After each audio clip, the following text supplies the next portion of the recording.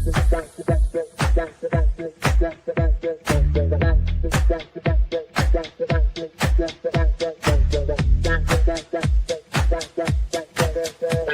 Connections Radio presents.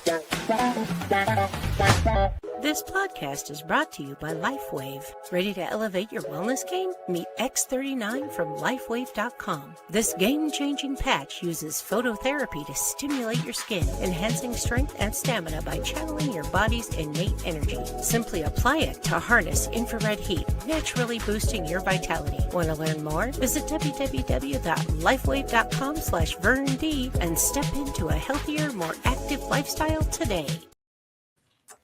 Hi, everyone. Welcome back to another episode of Liberating Menopause. Thanks to prconnectionsradio.com. I'd like to welcome you all, and I hope you enjoy this next segment as we're talking about prevention and how that becomes liberating, because in today's world, we do not know how to actually feed ourselves with power. We've been being conditioned into feeding ourselves, but with imitation flavors, I guess you'd say, a lot of junk stuff. And so I want to talk about, because the women in the workplace, again, I just love talking to the women in the workplace, because that's where it's all happening. That's our big playground. That's where either you can make it or it breaks you, right? Or, we never knew any of that. Nobody told us that. We just know that we grow up, we go to work, but nobody said how destructive it would be until this last generation showed up and showed us a lot of chronic illnesses and a lot of changes in responses to food and different attitudes toward food. So today we are going to talk a little bit about, the biggest part of this whole thing is a lot of stress. And stress can really, it's a collection. It's a big collection. So I want to start today with a little story but it's not about hormones. It's not about symptoms. It's not about, it's more about a moment. So the other day, being in the store, I don't know if you like to read people when you're standing around and be alert and see what's around you, because there's so many different reactive attitudes and personalities that we are surrounded by. And that's even in the line at, being at the store. So in the grocery store, it was just like a regular day. And in the front of me was a woman, and maybe in her 40s, juggling a basket, her phone, her keys, and the weight of like the world in her face was a calm, but her body was screaming. Her shoulders were kind of tight. You could just see, because so many of us come out with this face glowing, made up, hair is all fixed, and we're just beautiful. But inside, oh gosh, there's such a hidden darkness. And it's not so much a darkness, it's just a lot of challenges and things that are happening. And there's the collection, right? So as I was standing there, she looked a little tired. And because I read so many people coming into the medical field, as they come in as a patient, you can just pretty much learn to read characters and see. And then when you start talking to them, some of that is confirmed that, wow, she really was going through this, or she's going through that. And so much of us, we go through so much, but there's not always a place to talk about it. And even though I'm a stranger to all those women, and they're a stranger to me, in that moment of conversation, suddenly we have this bond, and all of a sudden we are able to talk as though we've known each other forever. I think that was my best part of the whole relationship in my medical field employment, because of the bond, the communication, the building of friendships, the relationships, and the understanding, of course, because I got to listen to so many things. And so Another person that was standing in that line was another woman, and she was tapping her foot, just sighing a little loudly, because we're all in line, a little irritated. There was a little mishap. They had to wait for the manager to come clear the register or whatever they do, and then you could hear behind her was this guy, and he's on the phone, and there's a little, discussion out loud. And,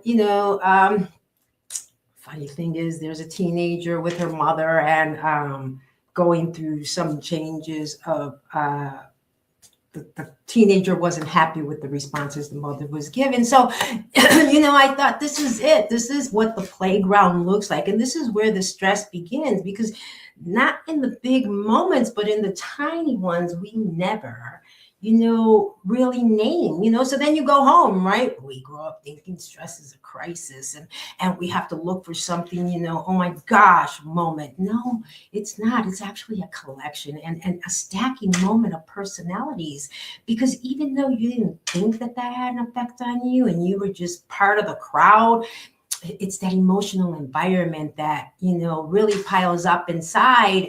And by that, the body finally says, I can't hold this anymore. And then, that comes that breakdown. And today we're going to talk about how we have to, try to change that, change how we are feeling. Because when somebody tells me she made me feel like that, the power is within us, and nobody should really make you feel unless you surrender that feeling to the situation that's at hand, because we need to take control. We need to have that power. And she made me cry. I mean, either you're going to hold back those tears or you're just going to let it happen. And most people, you want to be strong and you want to be powerful, so you won't cry, right?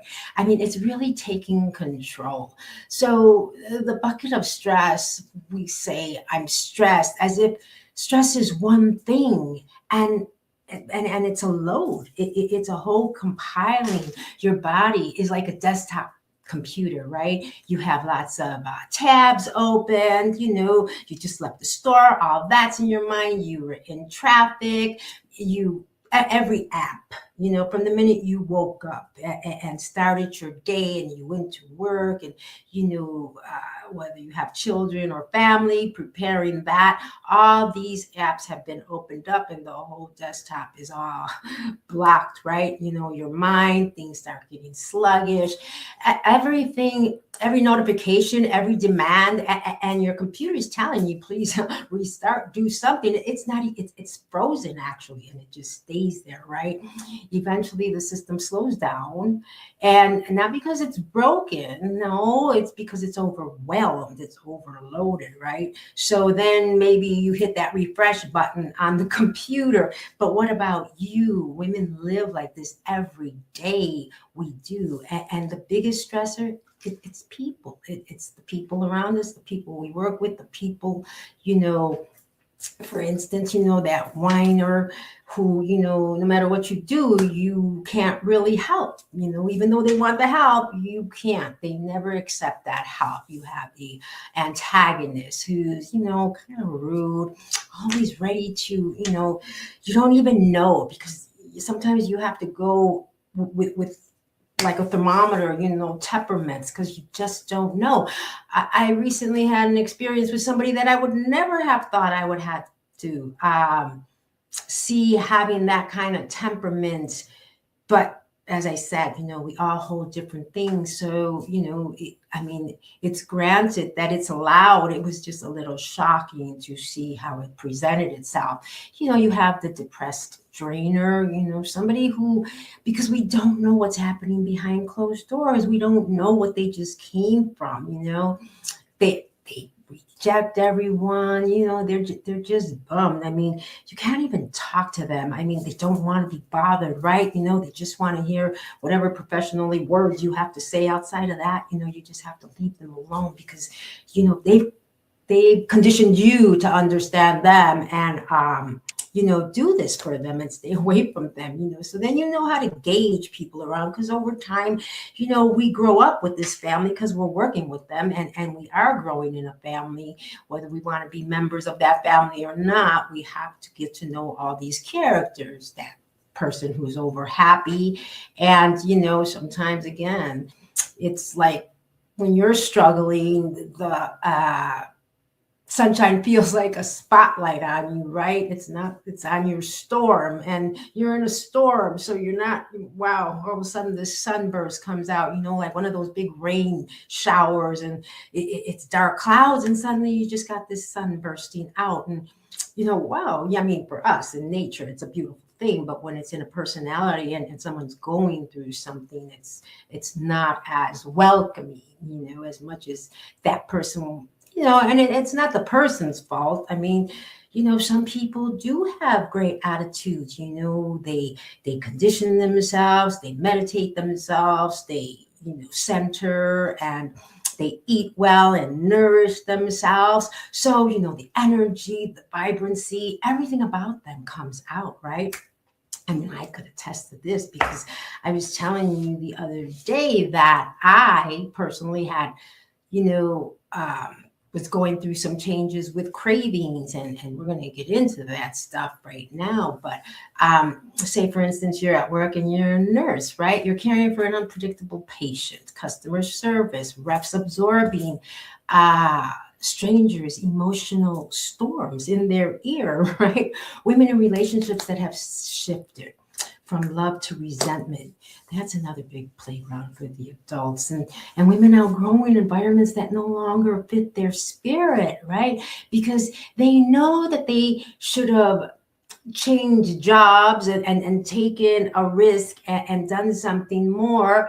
And now they're sitting there 5 years later saying, I wished I would have done that. I wished I would have done that. And it's never too late for anybody to make a change or recreate themselves or do anything that they really want to do. So, but you still have that type of woman who outgrows her environment, but still settles and stays because of the comfort. And sometimes that comfort, I mean, because we're made to change, right? Nothing should stay the same, because it doesn't. Change is going to happen. And sometimes if you don't create the change and take that step to make the change, things get broken up, even if it's in a relationship. You're not looking forward to somebody breaking up with you, but all of a sudden it happens, and you're astounded and shocked and hurt by it. But it's because it should have happened a long time ago and it didn't. So sometimes it just has to take place, and the process is going on. You have the doctors. We go into moments where we're not taught how to create health. That's our whole problem. We learn how to live. We learn how to survive. We learn how to do all these things. We learn how to reach for the doctor. But back in the day, he was there a little more than today, because as we know today, we only have 7 to 10 minutes possibly. And most of the time is on their agenda, because we forget our own agenda. Because once we start talking, it's already, time is up, and it has to be saved for the next appointment that you're having. But schools, they never taught it. They don't teach us how to nourish. And even when you go to those cafeterias today, like I said, in the past, I mean, almost every cafeteria doesn't have all the nourishment that a growing body for a child should have, right? So that's why it's so cool if you fed the kid before he went to school with some really good home cooked meals, instead of those sugary breakfasts and things that, because it's nourishment. The body needs to be built. And in every stage of our life with hormones, it's all about nourishment, but we were never taught that. I mean, we were taught during, say, for instance, during pregnancies, right? We take prenatal vitamins. We're going to eat good. We get books to read about this. But then after that pregnancy happens, now you're reading more about the baby, because now it's, why is the baby crying, and how do you do this, or what does this mean? So now you're looking into the baby's life, and you're not looking into your own life. And in the end, really, you are the baby. So why does the book reading and the nourishment stop at a point? Because then you just continue on, and we're always half stepping, I guess you would say, because now, as I said, everything starts going into the nourishment of the family foundation, and we as women are left on the outside just doing and doing and doing. So, we've been taught to, as I was talking about, people drink a lot of water, and that's a good thing, but sometimes they overdrink, and that's a bad thing, because then you dehydrate yourself, and you wash away important minerals and the electrolytes and all these links that really make your body in the connection. We push through exhaustion, right? Why did we lose the clock? Instead of honoring sleep, we act like it's just not important. I mean, we act like, after our mothers put us to bed a long time ago, I mean, they had it right? By 8 o'clock, you had to be in bed, or 9, and, because they wanted you to be up, fresh, and ready for school tomorrow, right? And so that was back in those days. And then all of a sudden, of course, little kids, they sneak their phones under the covers and in the room and outside of the Wi-Fi waves that are going on there, the phone's right next to their head while they're sleeping, all kinds of things like that are happening. And so when they wake up, there's a lot of exhaustion, because, we didn't know that they were on their phone last night. But, so instead of honoring sleep, I don't understand why we're not back to the idea that all our repairing takes place during that. So, and then we have these cravings, right? And instead of understanding them, we react to them. We give in to them, I mean, unless there's a real reason why you're having that craving. Maybe, it's been a bunch of, like, say, for instance, I grew up in Chicago. So there may be something that suddenly was there that someone brought to me from Chicago, and wow, I can't wait, because I'm having that craving, right? Because my mind remembers, and it was just so good. But, other cravings are things that are nonstop, and we just keep reacting to them because our body is calling for that. And the truth about cravings is, let me tell you.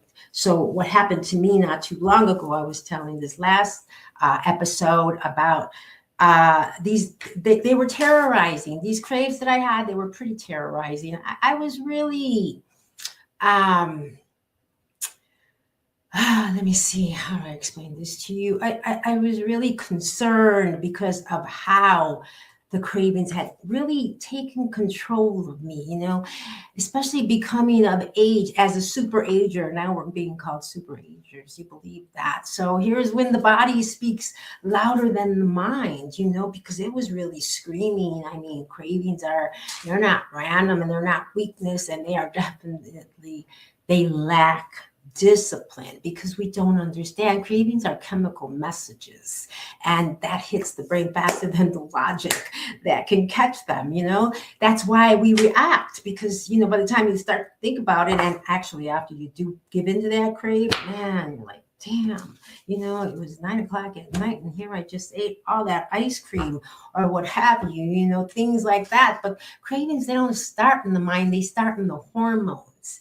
And with liberating menopause, really bringing this to you, none of this, again, was to dissuade you from anything. This is informational, educational conversations of things you don't speak about at work, because everybody's joining in at the same table, cafeteria, running to the same restaurants around the corporate buildings, downtown, wherever you're working. So with me, when that happened, I just didn't understand. I mean, the cravings, everything that came to attack me in my mind was things that I had given up already. So what was so weird about that was that, say, for instance, okay, when you start learning, and 2017 was really when I started learning, when I became a holistic health coach. I mean, I learned a lot about radiology, and I learned a lot about the body, and I learned a lot about symptoms and illnesses and kidney problems, stomach upsets, bladder problems, all that stuff. But why and what was happening, that was a whole different class. So when I became a holistic health coach, that's when you find out food is medicine. That's when you learn about the beauty of water. Did you know hot water has a whole different attitude towards you compared to cold? I mean, there's so much to talk about water. I love water. But anyway, so these cravings, they came like a big storm. Like I was like, wow, really, what is happening? I mean, they were pulling me toward foods that I no longer eat, and trying to drag me back into inflammation, blood sugar spikes. I mean, I say all this in that language because I understand what was happening. And of course, with all that and the foods that were trying to pull me, you've seen that commercial where the girl's walking by and she starts fighting because that beautiful donut is calling her and she's trying to fight back. Or it was a fight. It was a fight in my mind. And so everything that I had under control was suddenly like slipping, just attacking me. So when I had to stop and look it up, because I was, again, I had talked about, I was driving my husband crazy because I wanted this, I wanted that. And then he's asking me, well, what do you want? And I know, ladies, I know when it comes time and they say, let's go eat, he wants to know what you want to go eat. And you don't know what you want to go eat because it doesn't matter to him. He pretty much is ready to go eat anything, but it's always up to us. What do we want to eat? And so this is why I'm talking about the craves that came like a storm, because they are hormone reactions, right? So the estrogen had dropped.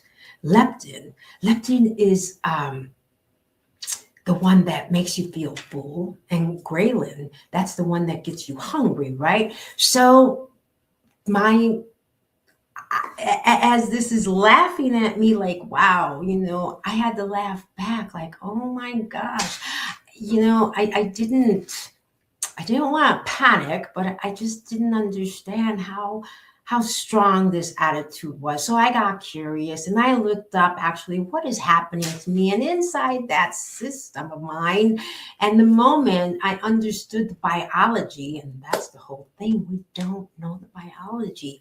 The fear lost its power, because what I did was, instead of going, I went back into my kitchen, and the plate that I created was with shrimp, lentils, black beans, avocado, diced tomatoes, spices, of course, because I love spicy food. I'm not a sugary person. The proteins were lots of protein was there. The colors, that we should have a rainbow color, vibrant, right? So those oranges off that shrimp, everything was looking pretty good. And the stability after I fed my hormones, it wasn't an emotion anymore, and the cravings stopped. And I was just like, wow, not because I had to fight any harder, but because I partnered with the biology. And instead of battling it, instead of reacting, this is prevention, and this is liberating, because I really was free. I was free from that craziness. And no, I didn't go get any of those crazy things that I was looking for. And I was so relieved, because especially at this age, when anything, as I told you, a lot of women at this age, they don't even want to eat because foods are calling them and making them gain, just as they say, just because I was looking at it, I could gain from it. And that's what was liberating, was that I didn't have to feel that way.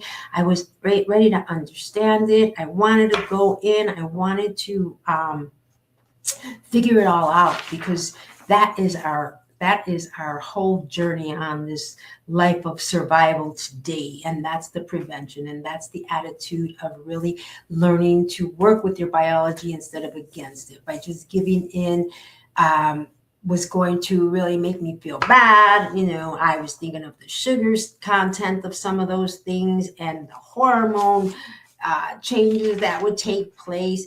Because we just don't know anymore, what can I eat? And I was telling you about being in the store. If we could reverse it and put all the vegetables and all that in the center lanes and take those boxes out to the side, I think we'd have more production and more, we'd have to have the people that like the unprocessed foods and things like that on the sides. But, just knowing that the main lanes are full of nourishment, those lanes would probably grow more because they become more demand, right? But because they're on the outside, by the time you get through those center lanes, it's not like you're really going to be walking over to the lettuce because you pretty much got everything in your cart, unless you start over there and then you come here.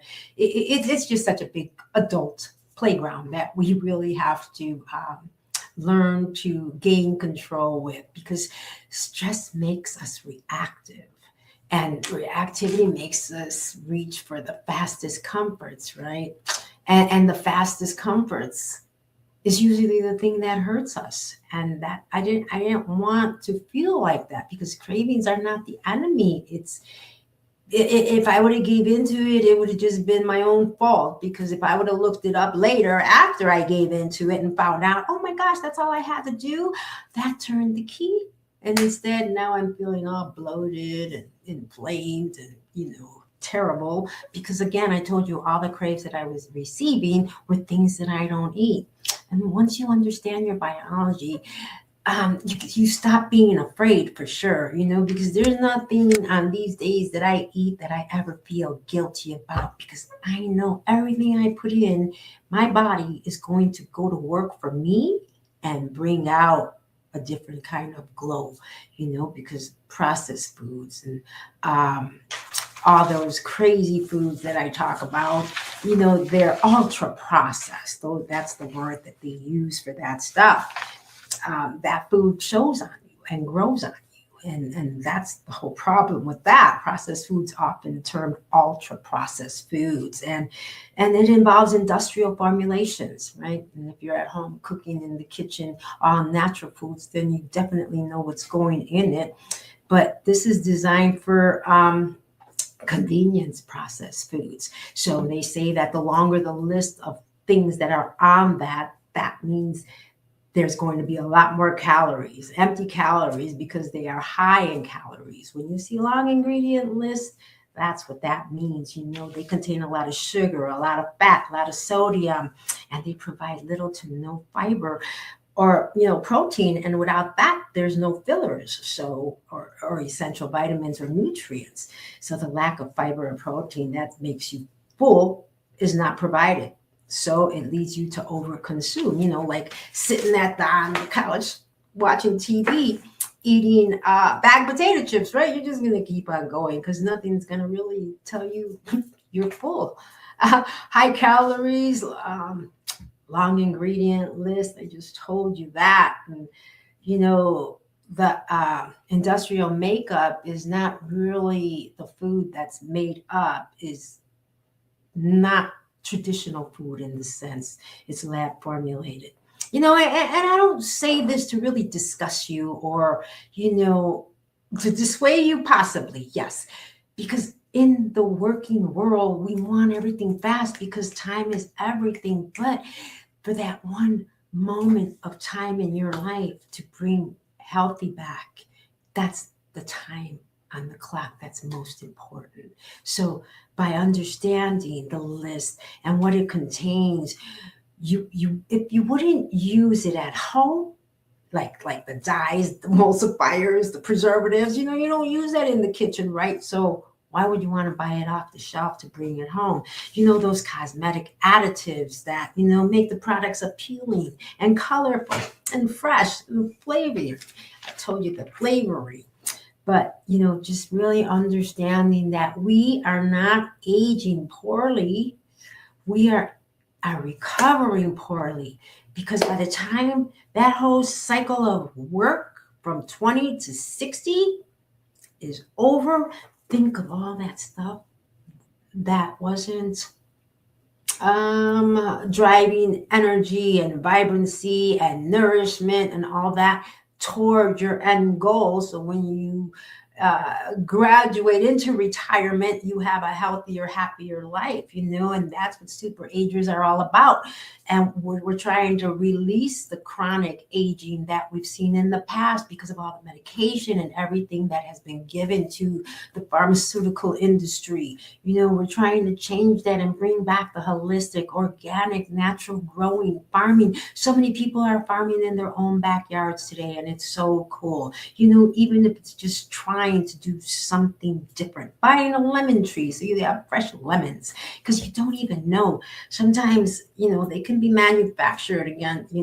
Things are growing today that we don't even know who's who, unless you're growing it in your own house, right?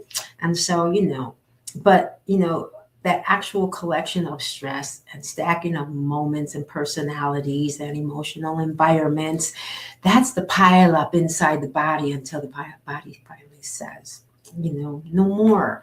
And we need to come to that place when we learn to listen, because we want to become unstoppable, especially when we get to retirement, because we want to have a lot of fun. There's money that they're giving us when we finish all that.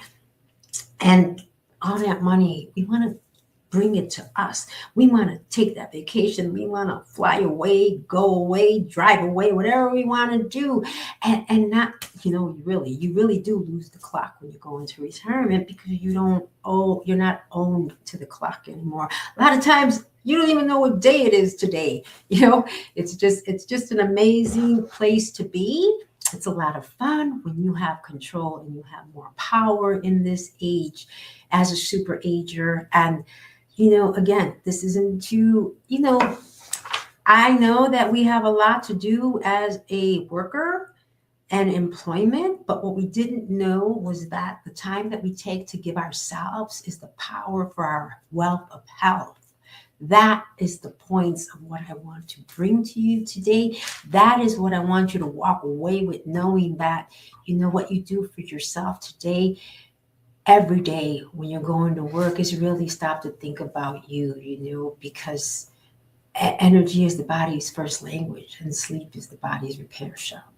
And knowing all these power tools that we use today is what's so important for us for tomorrow. And again, we absorb emotional weather like skin absorbs sunlight, so we have to try to center ourselves, take that aimless walk, sit outside and just look up at the sky, listen to the music of nature, get that nature dose in there.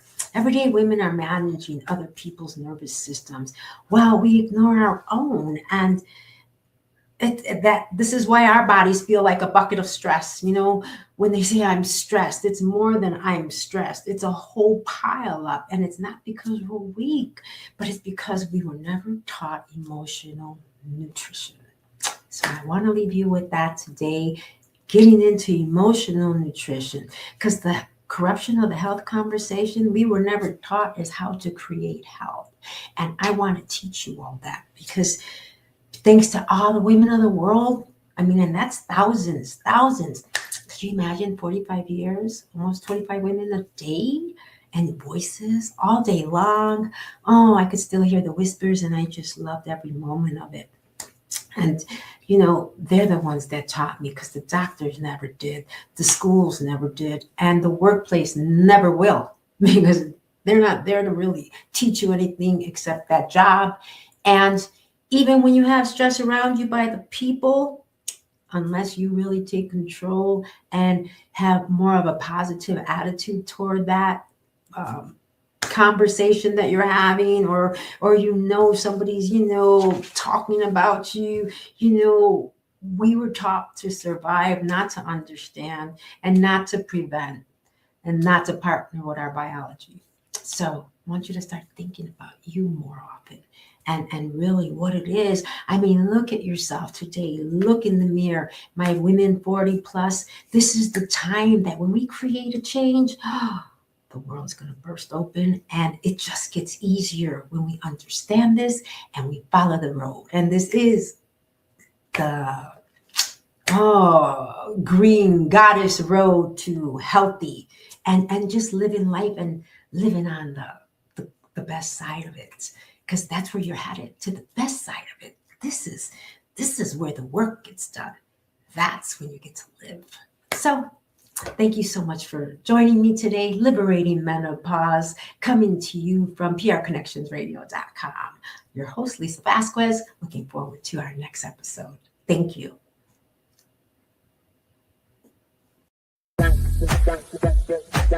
PR Connections Radio thanks you for watching this podcast. Check out more episodes of this show and our others at prconnectionsradio.com.